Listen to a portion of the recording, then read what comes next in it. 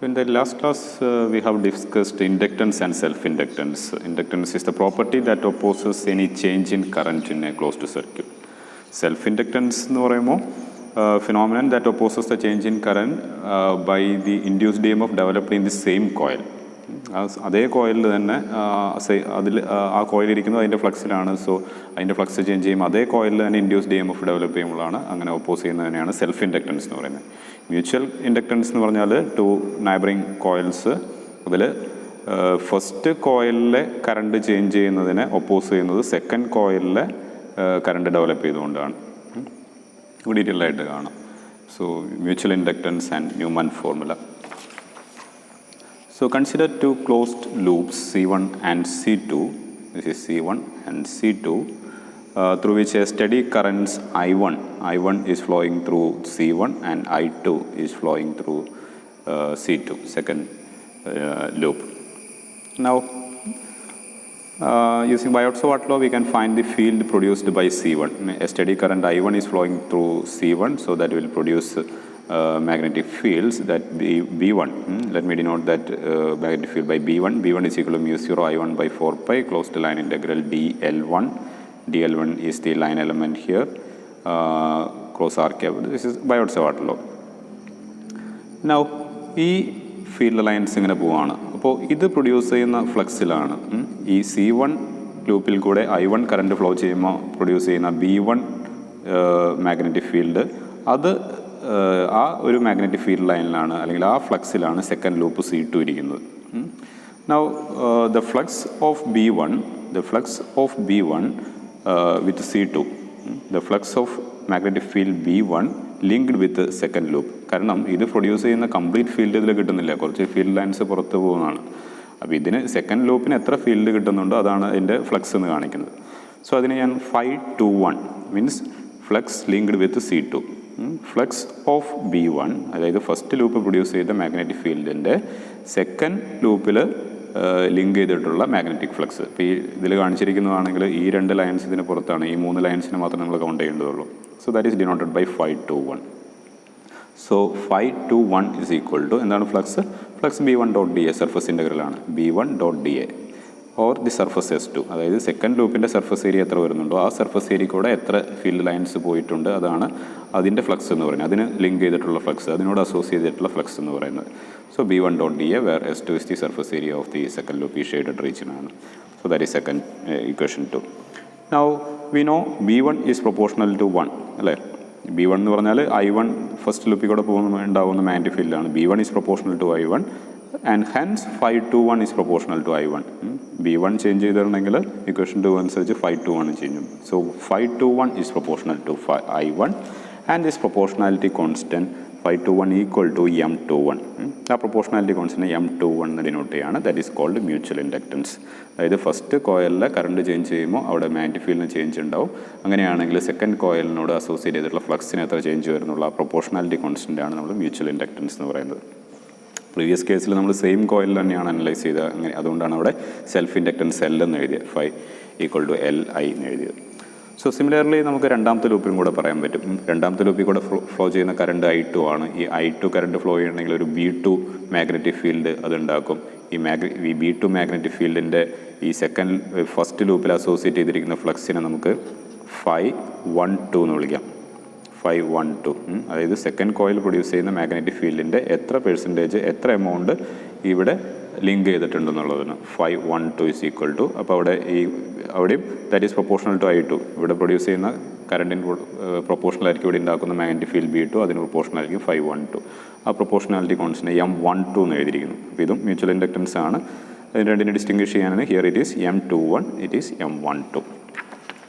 Now using writing in these equations in terms of vector potential, we know magnetic field can be expressed as a curl of magnetic vector potential B is equal to del cross A. But Φ12, what is Φ12?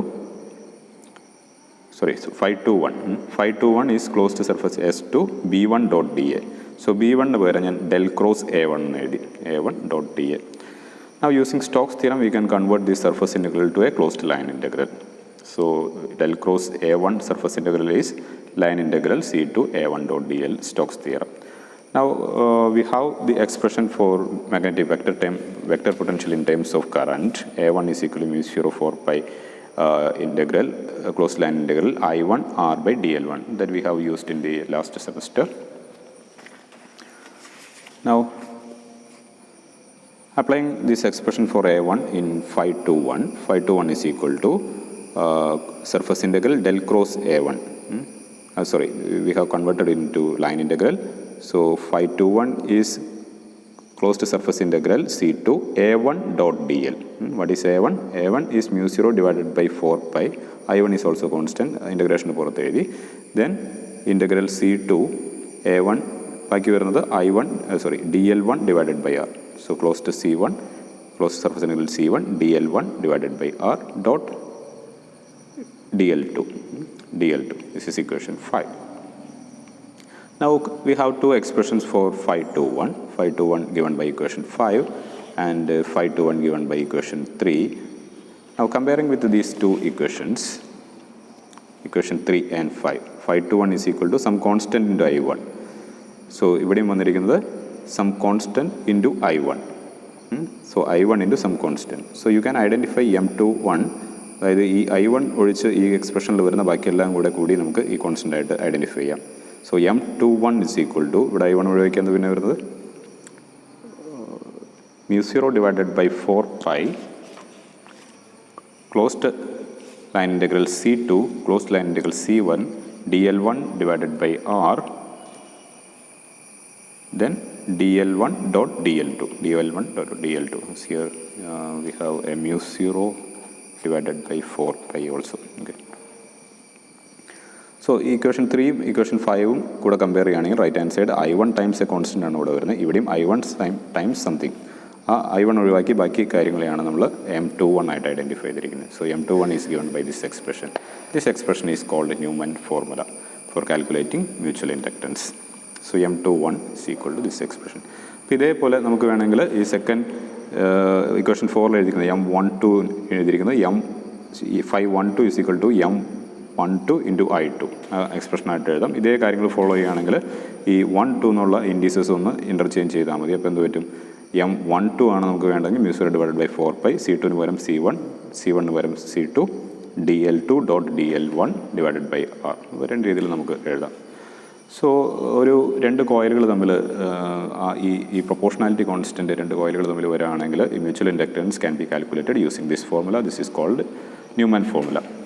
അപ്പോൾ ഈ formula കാണുമ്പോൾ വളരെ സിമ്പിളാണ് തോന്നുമെങ്കിലും ഇത് practical കേസുകളിൽ ഇത് ഈ ഇൻ്റഗ്രേഷൻ ചെയ്യുക, ഈ ഡബിൾ ഇൻ്റഗ്രേഷൻ ചെയ്യുക എന്ന് പറഞ്ഞാൽ ബുദ്ധിമുട്ടാണ്. ഒരു ആർബിട്രറി സർഫസ് വന്നിട്ടുണ്ടെങ്കിൽ dl1 ഡോട്ട് dl2 എടുത്ത് ഈ രണ്ട് ഡബിൾ ഇൻ്റഗ്രേഷൻ ചെയ്യുക എന്ന് പറഞ്ഞാൽ വളരെ ടീഡിയസ് ആയിട്ടുള്ളൊരു കാര്യമാണ്.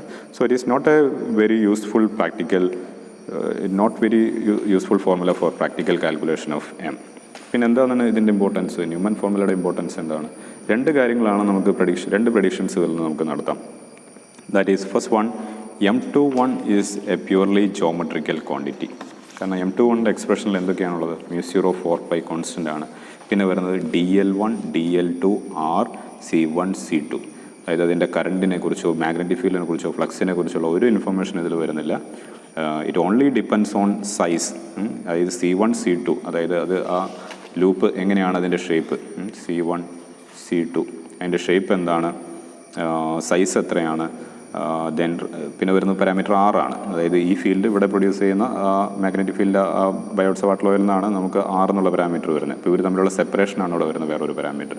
അപ്പോൾ പ്യൂർലി ജോമെട്രിക്കലായിട്ടാണ് ഇതിൻ്റെ സൈസ്, ഷേപ്പ് അല്ലെങ്കിൽ ഇവർ തമ്മിലുള്ള സെപ്പറേഷൻ, ഈ കാര്യങ്ങൾ മാത്രമാണ് മ്യൂച്വൽ ഇൻഡക്റ്റൻസിനെ ഡിപ്പെൻഡ് ചെയ്യുന്നുള്ളൂ. അതല്ലാതെ അതിൽ കൂടെ ഫ്ലോ ചെയ്യുന്ന കറണ്ടോ അല്ലെങ്കിൽ അത് പ്രൊഡ്യൂസ് ചെയ്യുന്ന മാഗ്നറ്റിക് ഫീൽഡോ വേറെ ഒരു എക്സ്പ്രഷനും ഇവിടെ വരുന്നില്ല. So M21 is purely geometrical quantity and it depends on the size, shape and relative position of between two loops. And second thing you can see, നമ്മൾ നേരത്തെ പറഞ്ഞതുപോലെ തന്നെ M21 is equal to M12. ഇത് രണ്ട് indices change ചെയ്താലും ഒന്നും വരാൻ പോകുന്നില്ല. ഡബിൾ ഇൻ്റഗ്രേഷൻ C1 C2 അതിന് പകരം C2 C1 ചെയ്താലും സെയിം തന്നെയാണ്.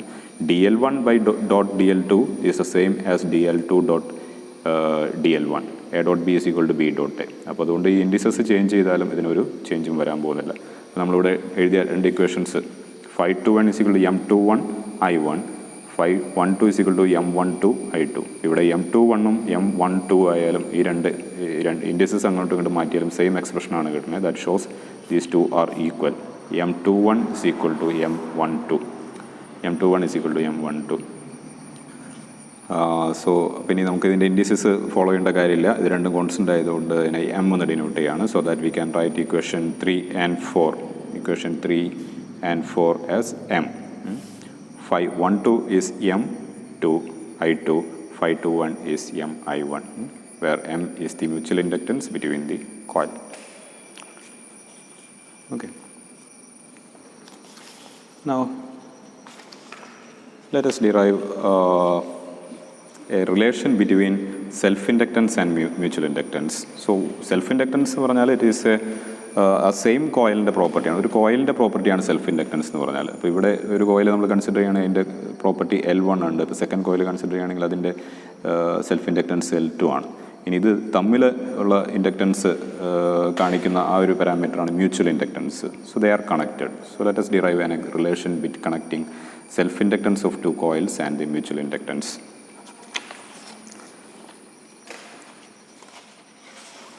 So we know,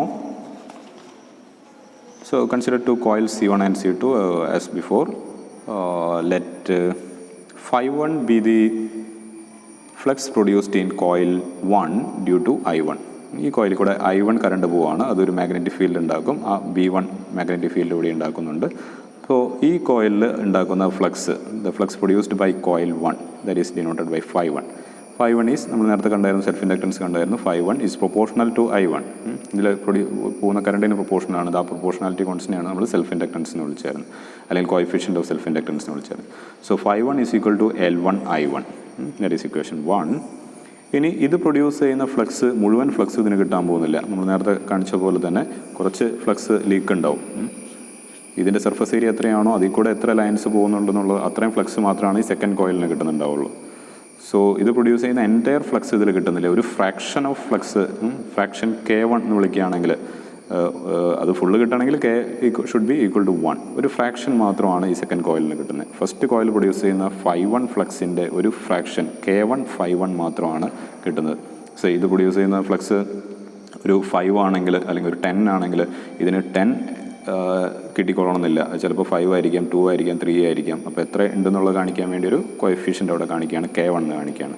so the flux linked with coil 2, the flux phi1 produced by the I1 that is linked with the second coil is denoted as phi21 is equal to K1 phi1.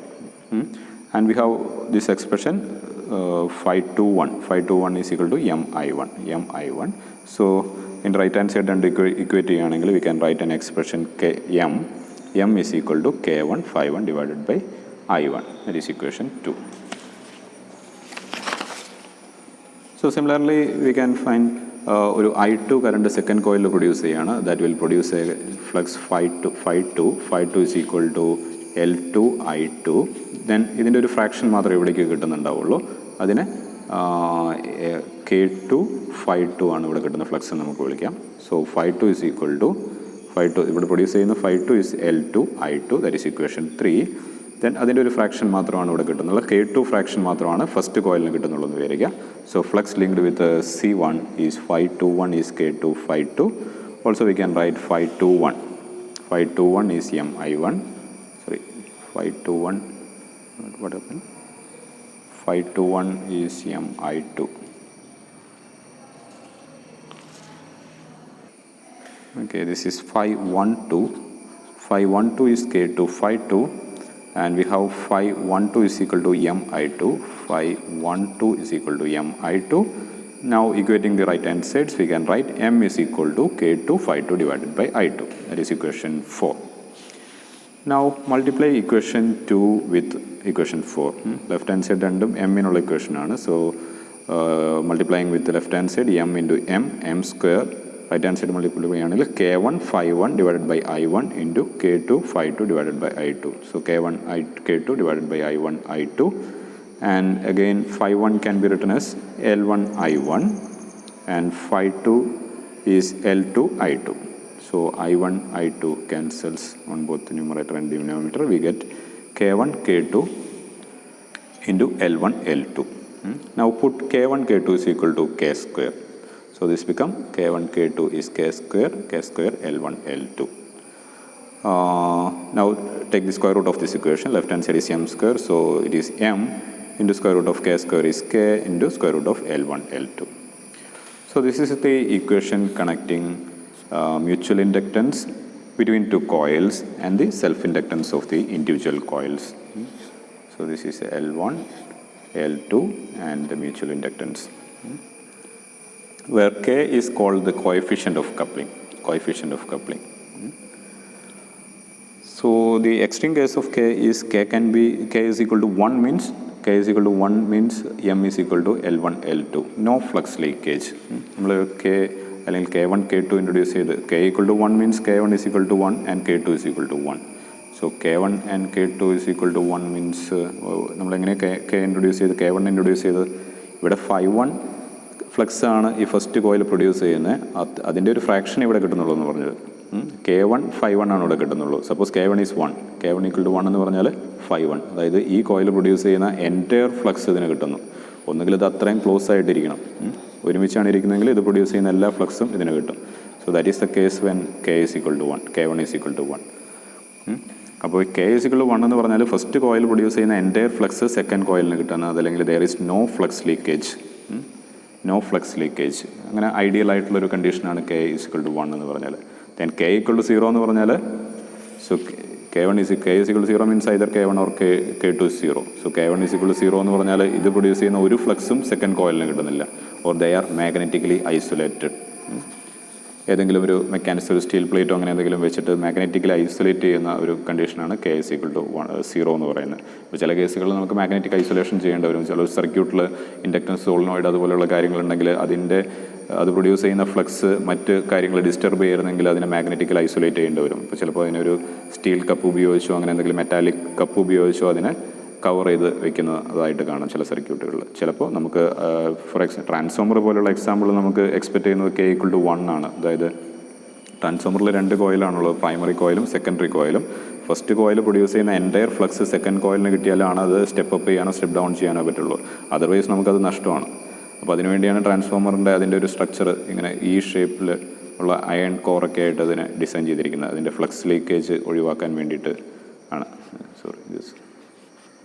Okay, അപ്പോൾ ഇതാണ് അതിൻ്റെ extreme കേസുകൾ. So this is the relation connecting mutual inductance and self inductance of two coils. M is equal to K square root of K1 L1 L2. K is the coefficient of coupling.